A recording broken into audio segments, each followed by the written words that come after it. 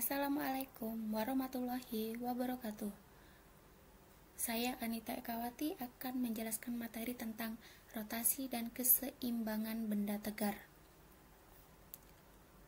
Kompetensi dasar pada bab ini yaitu menerapkan konsep torsi, momen inersia, titik berat dan momentum sudut pada benda tegar, statis dan dinamis dalam kehidupan sehari-hari, misalnya dalam olahraga. Materi pokok yang akan dibahas di bab ini ada dua, yaitu yang pertama, rotasi benda tegar, dan yang kedua, keseimbangan dan titik berat. Sebelum kita mempelajari materi ini, baiknya kita harus memahami dulu konsep dasar matematika tentang sudut istimewa dan sudut berelasi. Nanti di buku-buku fisika, kalian akan menemukan tanda dengan arah yang berbeda-beda antara min dan plus ini. Kalau saya pribadi, saya lebih suka menganggap negatif itu sebagai searah jarum jam. Alasan saya karena jika ini putar 360 derajat, maka kalau saya putar searah jarum jam, di sini kan akan berkurang nilainya dari 360 330, 300 dan seterusnya. Itu alasan saya kenapa negatif itu searah jarum jam. Dan kalau dia berlawanan arah jarum jam, nilainya positif karena di sini misalnya 0, 30, 60, 90 dan seterusnya. Di sini kan nilainya akan terus bertambah. Itulah sebabnya saya menganggap positif itu sebagai berlawanan arah jarum jam. Ini adalah sudut berelasi. Di kelas 10 sudah kita pelajari tentang sudut berelasi. Kita juga tidak boleh melupakan materi tentang vektor. Di fisika kelas 10 kita sudah belajar. Oke, sebelum masuk bab ini kita harus tahu dulu definisinya. Benda tegar adalah benda yang tidak mengalami perubahan bentuk dan volume selama bergerak. Benda tegar dapat mengalami dua macam gerakan, yaitu translasi dan rotasi. Translasi adalah gerak yang disebabkan gaya, yaitu hukum 2 Newton, F sama dengan M dikali A. Intinya gerak translasi itu untuk bidang yang lurus. Sedangkan gerak rotasi adalah gerak yang disebabkan momen gaya atau torsi dan menimbulkan percepatan sudut. Gerak rotasi di sini yang bentuknya itu melingkar. Rotasi benda tegar. Momen gaya. Suatu benda tegar dapat berputar atau bergerak rotasi jika pada benda tersebut dikerjakan suatu gaya yang tidak melalui pusat massa atau poros benda. Sesuatu yang dapat menyebabkan suatu benda berotasi dinamakan momen gaya atau torsi.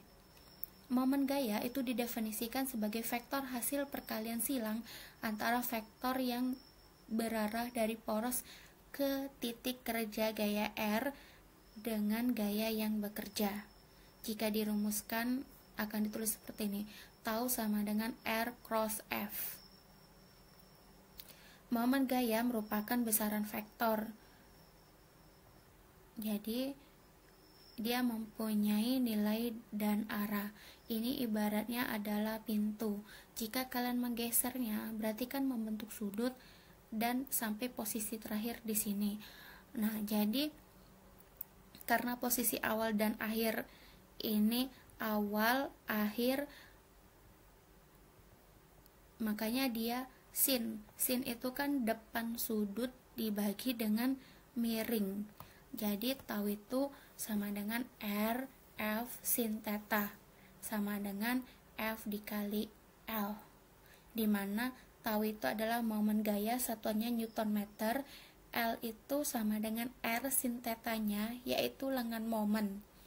Lengan momen di sini adalah panjang garis yang ditarik dari poros 0 sampai memotong tegak lurus kerja gaya garis yang dibuat melalui vektor gaya. Jika gaya yang bekerja pada benda tidak melalui poros, maka momen gaya pada benda tidak sama dengan nol, dan efek yang dialami oleh benda adalah berotasi.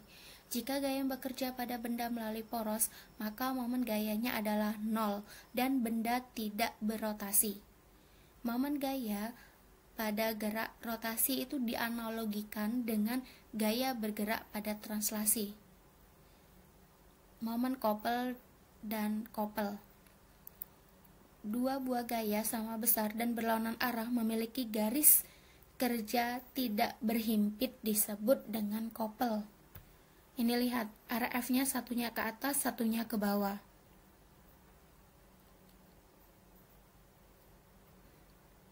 Momen kopel itu selalu sama besarnya terhadap semua titik, yaitu di sini diturunkan persamaannya, jadi sigma atau pusat itu sama dengan min F dikali L, di mana F itu adalah besar gaya dan L itu adalah jarak tegak lurus antara dua garis.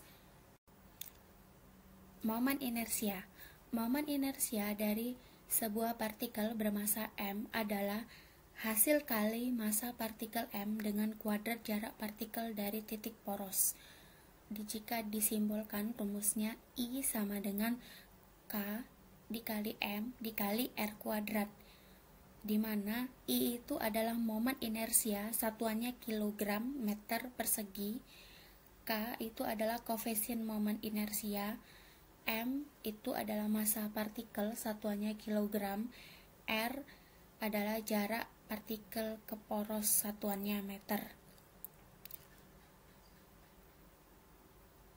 Momen inersia partikel jika tidak diketahui bentuknya pada soal, maka kita pakai rumus umum ini.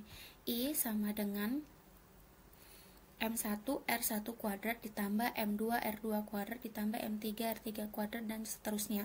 Jika pada soal tidak diberitahu itu bola pejal, bola berongga, dan sebagainya, gunakan rumus umum untuk momen inersia.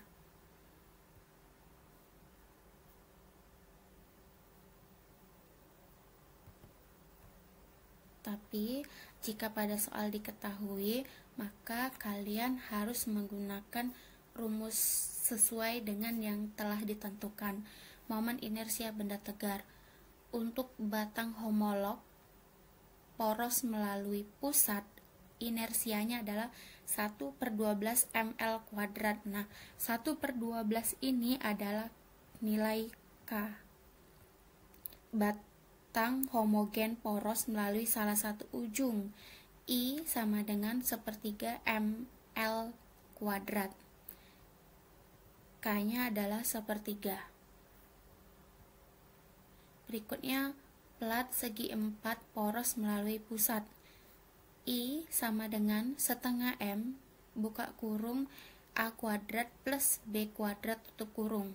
Sedangkan plat segi 4 poros sepanjang tepi itu adalah I sama dengan 1/3 M dikali A.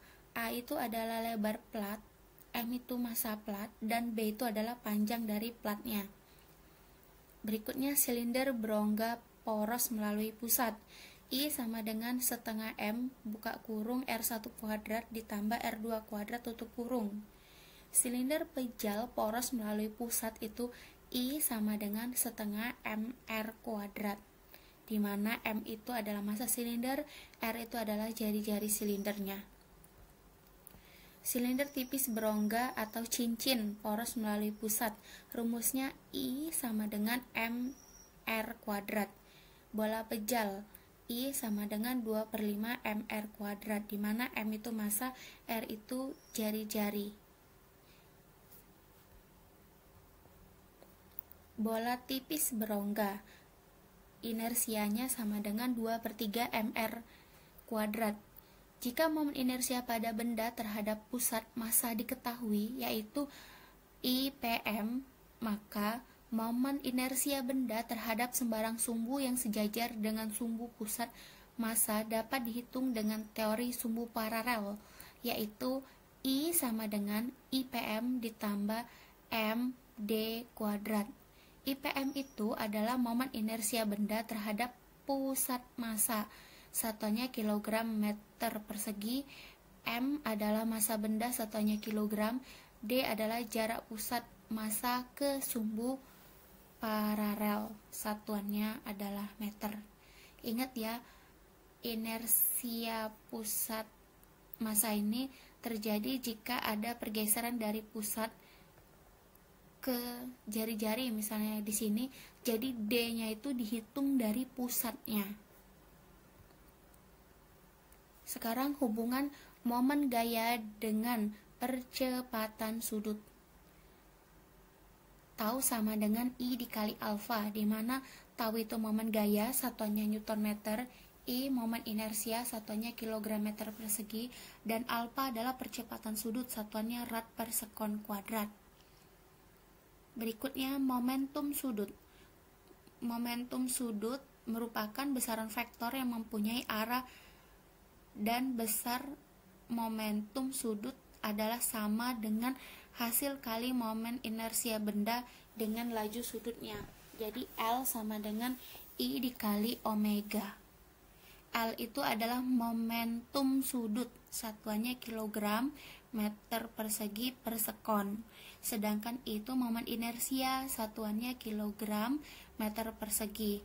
Omega adalah laju sudut, satuannya rad per sekon. Hubungan momentum sudut dengan momen inersia itu bisa didapat dari tau sama dengan turunan dari L per dt. Sekarang hukum kekekalan momentum sudut. Nanti kalau diturunkan dapat hasil akhirnya L1 sama dengan L2, di mana I1 omega 1 sama dengan I2 omega 2. L di sini adalah momentum sudut awal dan L2-nya adalah momentum sudut akhir. Hukum kekekalan sudut, momentum sudut menyatakan bahwa jika tidak ada resultan momen gaya luar yang bekerja pada benda atau sistem, maka momentum sudut sistem tersebut adalah tetap. Penerapan hukum kekekalan momentum sudut itu pada lompat indah. Contohnya pada lompat indah. Pada saat pelompat indah akan melakukan putaran di udara, ia melekukkan tubuhnya. Hal ini mengurangi momen inersia sehingga kecepatan sudut semakin besar. Atau pada penari balet, ketika penari balet menarik tangannya ke dekat badannya, ia akan berputar lebih cepat karena momen inersianya berkurang. Kecepatan sudut makin besar. Ketika penari balet mengembangkan kedua tangannya, ia akan berputar lebih lambat karena momen inersia penari bertambah. Kecepatan sudutnya semakin kecil.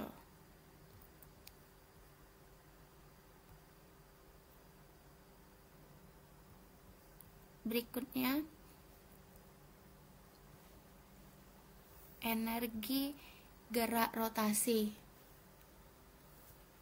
Benda yang bergerak rotasi murni mempunyai energi kinetik rotasi. Energi kinetik rotasi itu rumusnya setengah I omega kuadrat. Energi kinetik rotasi mempunyai satuannya joule. I itu adalah momen inersia, satuannya kilogram meter persegi. Omega adalah laju sudut, satuannya rad per sekon. Benda yang bergerak translasi dan bergerak rotasi sekaligus atau menggelinding mempunyai energi kinetik gabungan translasi dan rotasi. Jadi kita harus melakukan dua kali perhitungan, yaitu melakukan perhitungan translasi dan rotasi. Jadi jika dijabarkan seperti ini, energi kinetik gabungan antara translasi dan rotasi itu energi kinetik sama dengan energi kinetik translasi ditambah energi kinetik rotasi, sama dengan energi kinetik translasi itu seperti rumus yang kalian sudah kenal di SMP, setengah mv kuadrat, dan energi kinetik rotasi itu adalah setengah I omega kuadrat, di mana momen inersia I dalam hal ini ditentukan berdasarkan poros di pusat massa benda. Trik cepat untuk menghitung energi kinetiknya yaitu dengan rumus energi kinetik sama dengan setengah dalam kurung 1 plus K tutup kurung dikali mv kuadrat. K ini adalah konstanta tadi dari inersia tadi, yang misalnya I sama dengan setengah mr kuadrat. Nah, berarti K nya itu adalah yang setengahnya tadi. Jika resultan momen gaya luar yang bekerja pada benda sama dengan 0, maka pada gerak rotasi berlaku hukum kekekalan energi mekanik. Jadi energi potensial itu sama dengan energi kinetik translasi ditambah energi kinetik rotasi. Usaha gerak rotasi. Dalam gerak rotasi, momen gaya yang bekerja pada benda dikatakan melakukan usaha jika momen gaya tersebut menimbulkan perpindahan sudut pada benda dan besarnya usaha yang dilakukan oleh momen gaya akan mengubah energi kinetik rotasi. Jadi W itu sama dengan tau dikali theta. Theta di sini adalah perpindahan sudut, satuannya adalah radian. Berikut ini adalah trik cepat untuk menjawab soal fisika di bab ini. Kalau dia di bidang datar kasar, ini bidang datar dan kasar, itu kita bisa pakai rumus A sama dengan F gaya per M dikali K ditambah M. K-nya tadi seperti tadi, misalnya I sama dengan setengah mr kuadrat, nah maka setengahnya itu adalah nilai K, tergantung nanti bentuk bendanya. Alfa sama dengan A per R. Untuk katrol yang kedua-duanya digantungkan, itu rumus A-nya A sama dengan W yang lebih berat dikurangi W yang lebih kecil, massa yang lebih kecil, massa yang besar dikurangi massa yang kecil, per ini W di sini, W itu adalah M dikali G. Massanya di sini adalah W2 itu adalah massa yang besar, sedangkan W1 ini mempunyai massa yang kecil. Per M yang kecil ditambah M yang besar ditambah buka kurung konstanta dikali massa dari katrolnya itu berapa. Jika mencari alfa sama dengan A per R. Jika katrol satunya digantung dan satunya lagi menyentuh bidang, maka rumus A-nya itu adalah A sama dengan M yang digantung M2G atau W2 itu dikurangi dengan F gesekan. F gesekan di sini sama dengan 0 jika bidangnya licin, dan F gesekan sama dengan mu dikali N. N itu adalah di sini adalah M1 dikali G, karena ini yang menyentuh dengan bidang, makanya ada kemungkinan terjadi gesekan jika bidangnya kasar. Dibagi M1 ditambah M2 ditambah setengah M. M di sini adalah, M besar ini adalah massa katrol. Sedangkan untuk di bidang miring yang mempunyai sudut theta, maka A itu bisa dicari dengan A sama dengan F per M massa benda dikali dengan konstanta ditambah massa bendanya, atau A alfa sama dengan A dibagi R. Jika ingin mencari kecepatan, maka digunakan rumus akar 2GH sin theta jika dia membentuk sudut. Jika nanti dia tidak membentuk sudut, sinnya dianggap 1, yaitu 90 derajat per 1 plus K. Jika ingin mencari percepatan, maka digunakan rumus A sama dengan G sin theta per 1 plus K. Oke, ini sangat penting sekali, apalagi kalau nanti kalian mengerjakan soal-soal saintek. Oke, contoh soalnya seperti ini. Misal ada bola pejal yang mempunyai berat 2 kg dengan jari-jari 10 cm yang awalnya ditahan menggelinding pada bidang miring sejauh 3,5 meter dan bidangnya itu licin dengan kemiringan 37 derajat. Berapa kecepatan bola ketika bola sampai di bawah? Jika mau pakai rumus panjang, bisa dijabari energi potensial sama dengan energi kinetik. Jadi energi potensial sama dengan energi kinetik translasi ditambah energi kinetik rotasi. Kenapa? Karena dia bola. Bola itu ada gesekan antara bola bagian luar sama bidangnya dan gerakan melingkar dari dalam bola itu sendiri. Makanya ada energi kinetik rotasi. Jika dijabarkan seperti ini, V sama dengan, dapat hasilnya V sama dengan 5,48. Jika pakai trik cepat tadi, V sama dengan akar 2GH sin theta per 1 plus K, nanti hasilnya akan sama. Terserah kalian mau mencoba yang. Untuk menguji kalian paham atau tidak dengan materi yang telah saya jelaskan, berikut ini adalah latihan soal. Ayo sama-sama kita kerjakan. Jika nanti tidak bisa atau ada yang ingin ditanyakan, bisa komentar pada kolom, tulis komentar pada kolom di bawah ini. Ini soal selanjutnya.